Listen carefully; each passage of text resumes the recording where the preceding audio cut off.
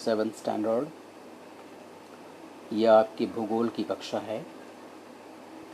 आज हम आपको ग्रहणों के बारे में विस्तार से बताएंगे। उससे पहले मैं आपको चंद्रमा की दो महत्वपूर्ण स्थितियों के बारे में स्पष्ट कर देना चाहता हूँ।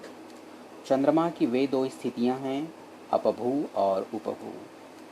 जैसा कि आपको पता है कि पृथ्वी का जो परिभ्रमण मार्ग है उसका आकार लंब वृत्ताकार है।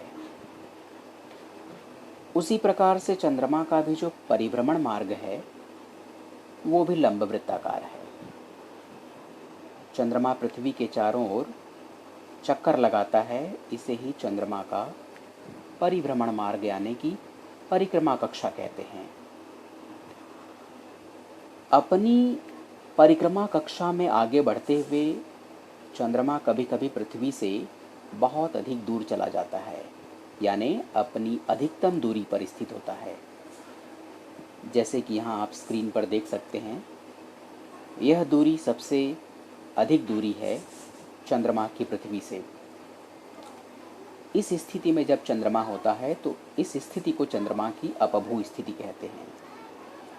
यह चंद्रमा की पृथ्वी से अधिकतम दूरी है, और जब चंद्रमा पृथ्वी से अधिकतम दूरी पर स्थित होता है तो इस स्थिति को अपभू स्थिति कहते हैं। जबकि कभी कभी चंद्रमा पृथ्वी से न्यूनतम दूरी पर स्थित होता है, उस समय उस स्थिति को चंद्रमा की उपभू स्थिति कहते हैं। तो ये दोनों स्थितियाँ जो है चंद्र ग्रहण और सूर्य ग्रहण में महत्वपूर्ण भूमिका निभाती हैं। तो ये जान लेने के बाद अब मैं आपको चंद्रमा और पृथ्वी की परिक्रमा कक्षाओं में जो अंतर है उसके बारे में थोड़ा सा समझाने जा रहा हूँ। आप एक और चित्र अपनी स्क्रीन पर देखेंगे। ये चित्र आप देख सकते हैं अपनी स्क्रीन पर। इसमें दिखाया गया है कि चंद्रमा और पृथ्वी की परिक्रमा कक्षा एक स्तर पर नहीं है। दोनों की परिक्रमा कक्षाओं के बीच 5 अंश का कोण बनता हुआ दिखाई दे रहा है। ये आप देख सकते हैं इस चित्र में, ये सूर्य है और ये पृथ्वी है, और पृथ्वी सूर्य के चारों ओर इस प्रकार से जो है चक्कर लगा रही है, और ये चंद्रमा है और ये चंद्रमा की जो है परिक्रमा कक्षा है पृथ्वी के चारों ओर। और आप यहाँ एक ख़ास बात और भी देख सकते हैं कि चंद्रमा और पृथ्वी की जो परिक्रमा कक्षाएं हैं उनका स्तर सेम नहीं है। यहाँ पर आप देख सकते हैं कि 5 अंश का कोण बन रहा है दोनों की परिक्रमा कक्षाओं के बीच। आप ये भी देख सकेंगे कि चंद्रमा अपनी परिक्रमा मार्ग में आगे बढ़ते हुए पृथ्वी के परिक्रमा मार्ग को 2 बार काटता है, एक यहाँ पर एक यहाँ पर, और दोनों ही जगह 5 अंश का कोण बनेगा। यहाँ पे भी 5 अंश का कोण बनेगा। ये स्थिति जो है बहुत ही महत्वपूर्ण है ग्रहण जो है में।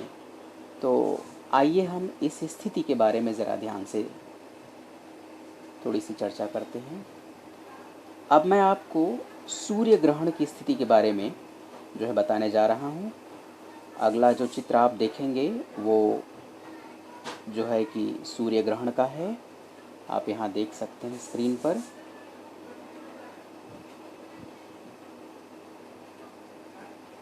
बिल्कुल ये जो है कि सूर्य ग्रहण की स्थितियाँ हैं। एक है खग्रास और खंडग्रास सूर्य ग्रहण। तो ये समझाने से पहले कि सूर्य ग्रहण क्यों होता है ये आपको ज़रा मैं अच्छी तरह से समझा देता हूँ। सूर्य ग्रहण जो है कि अमावस्या के दिन ही होता है। अमावस्या की स्थिति कैसी होती है?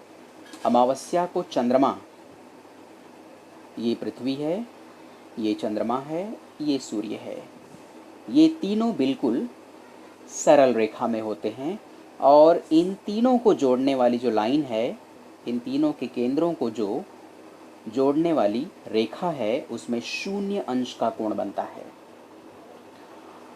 और ये सूर्य ग्रहण की स्थिति है। सूर्य ग्रहण केवल अमावस्या के दिन ही होता है। अब ये अमावस्या की स्थिति क्या है वो भी जान लेते हैं। अमावस्या अर्थात न्यू मून डे, कहने को न्यू मून डे है लेकिन उस दिन चांद बिल्कुल आसमान में दिखाई नहीं देता है, उस स्थिति को हम अमावस्या कहते हैं। तो जो है आप देख सकते हैं, लेकिन प्रत्येक अमावस्या को सूर्य ग्रहण नहीं होता है, ये भी आप जान लीजिए।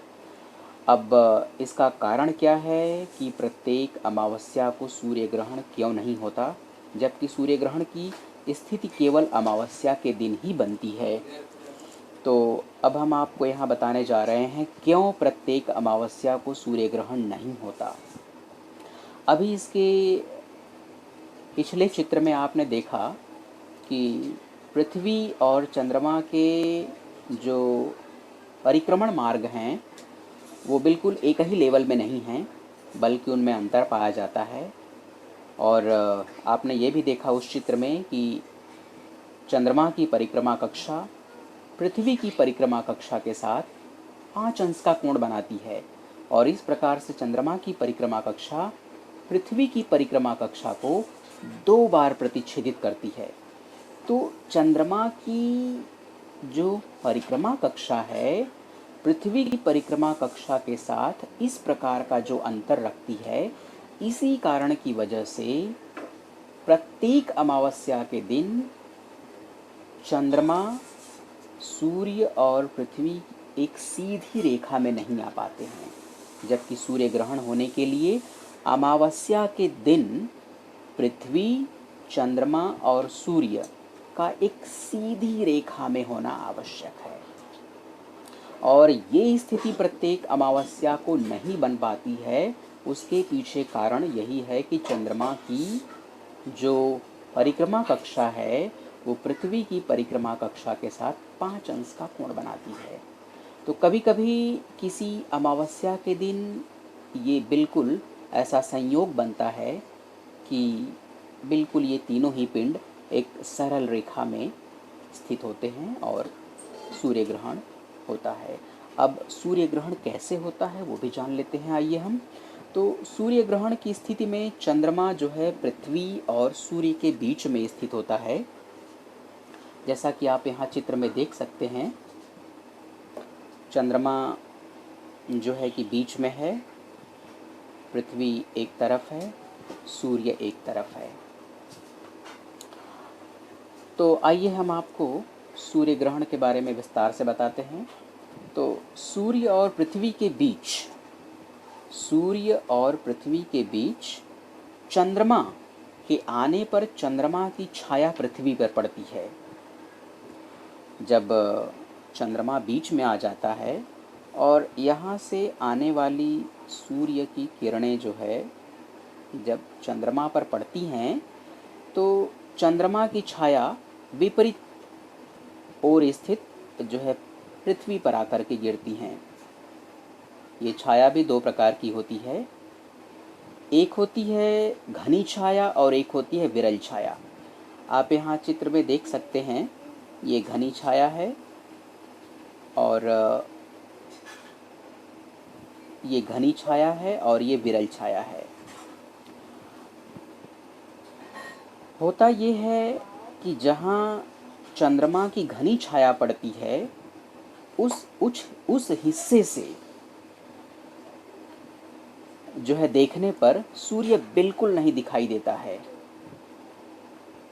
इस स्थिति को हम कहते हैं खग्रास। जहाँ चंद्रमा की घनी छाया पड़ती है यानी यहाँ से देखने पर कुछ इस प्रकार का नज़ारा दिखाई देता है, यानी कि सूर्य बिल्कुल नहीं दिखाई देता है। इस स्थिति को खग्रास ग्रहण कहते हैं, खग्रास सूर्य ग्रहण कहते हैं। लेकिन इसके विपरीत जहाँ चंद्रमा की जो है विरल छाया पड़ती है, वहाँ से जो है कि सूर्य का कुछ हिस्सा, कुछ प्रकाशित हिस्सा दिखाई देता है, जैसा कि आप यहाँ देख सकते हैं। इसे कहते हैं खंडग्रास सूर्य ग्रहण। तो एक बार फिर से जान लीजिए, जब चंद्रमा पृथ्वी और सूर्य के बीच में होता है किसी अमावस्या के दिन, और ये तीनों ही पिंड एक सीधी सरल रेखा में होते हैं। तो चंद्रमा की सूर्य की तरफ से आने वाली जो है किरणों की वजह से, सूर्य प्रकाश की वजह से चंद्रमा की छाया, चंद्रमा का जो प्रतिबिंब होता है, चंद्रमा की जो प्रतिछाया होती है, चंद्रमा का जो चंद्रमा का जो छाया होती है वो विपरीत ओर स्थित पृथ्वी पर पड़ती है। और ये छाया भी दो प्रकार की होती है, बीच में घनी होती है और दूसरी तरफ विरल होती है। तो जो घनी छाया होती है, घनी छाया जहाँ पृथ्वी पर पड़ती है, इस घनी छाया की वजह से जहाँ वहाँ से देखने पर सूर्य बिल्कुल दिखाई नहीं देता है। इस स्थिति को खग्रास यानी पूरी तरह से ढका हुआ सूर्य ग्रहण कहते हैं। जबकि जहाँ विरल छाया पड़ती है, उस छाया वाले स्थान से देखने पर पृथ्वी से देखने पर सूर्य आंशिक रूप से प्रकाशमान दिखाई देता है। इसे कहते हैं खंडग्रास सूर्य ग्रहण। तो ये दोनों चीज़ें आपको खग्रास ग्रहण और खंडग्रास ग्रहण, सूर्य ग्रहण की ये दो स्थितियां हैं, आपको अच्छी तरह से समझ में आ गई होंगी। अब आगे बढ़ते हैं। कंकणाकृति ग्रहण की क्या स्थिति है वो आपको मैं समझा देता हूँ ज़रा। आप देख सकते हैं यहाँ पर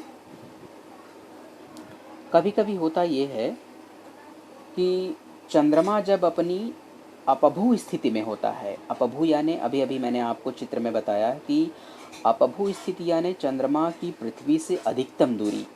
जब चंद्रमा पृथ्वी से अपनी अधिकतम दूरी पर यानी अपभू स्थिति में होता है, उस वक्त कि सूर्य से आने वाला जो प्रकाश होता है,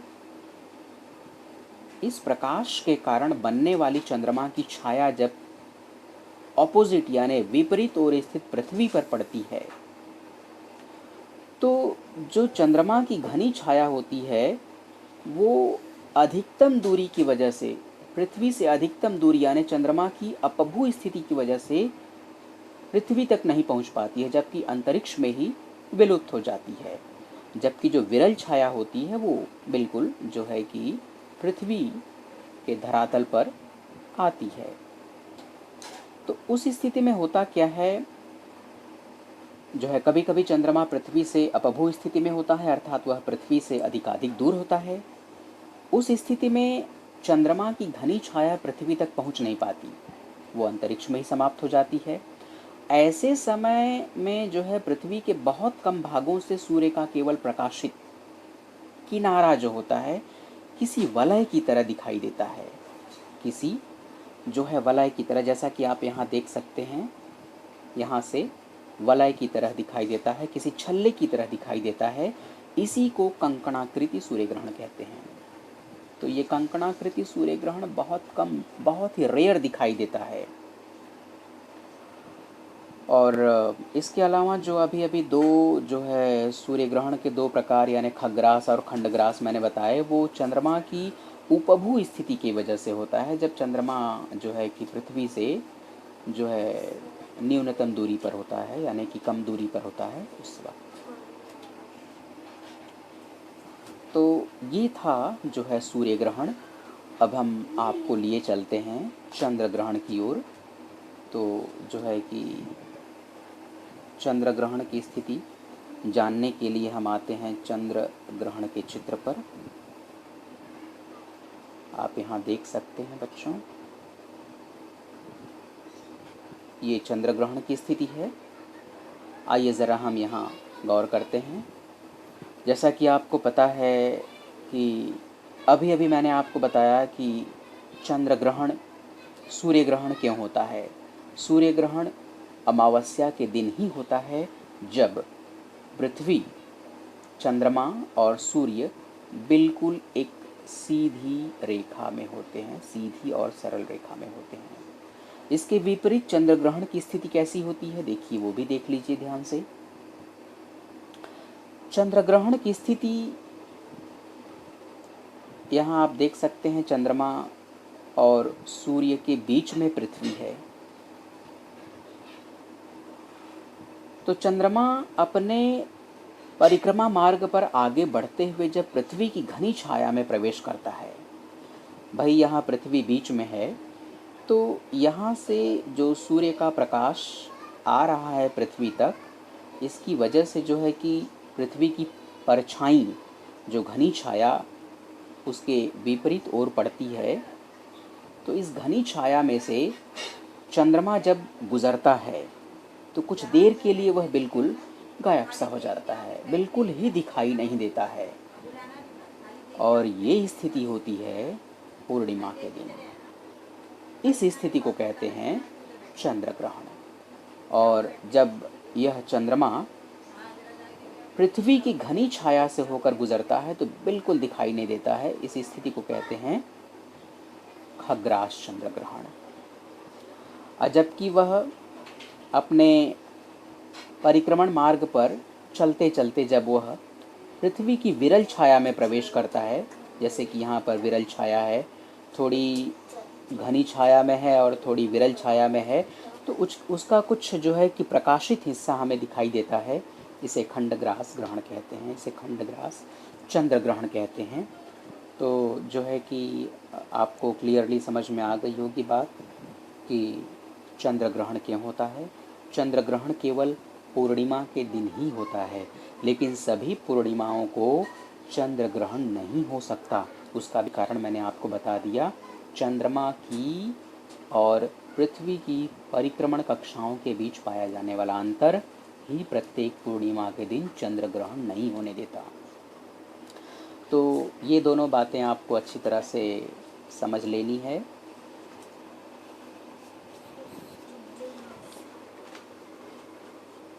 तो अब मैं आपको ज़रा एक बार फिर से स्पष्ट किए देता हूँ, खग्रास चंद्र ग्रहण और खंडग्रास चंद्र ग्रहण कब होता है।